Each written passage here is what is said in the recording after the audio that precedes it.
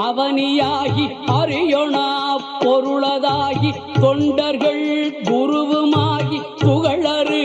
தெய்வமாகி எண் திசை போற்ற நின்ற என்னருள் ஈசனான பெண் திரள் சரவணத்தான் தினமும் என் சிரசை காக்க அண்டமாய் அவனியாகி அறியொணா பொருளதாகி தொண்டர்கள் குருவுமாகி புகழறு தெய்வமாகி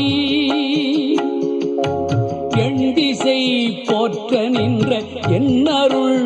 ஈசனான பெண் திரள் சரவணத்தான் தினமும் என் சிரசை காக்க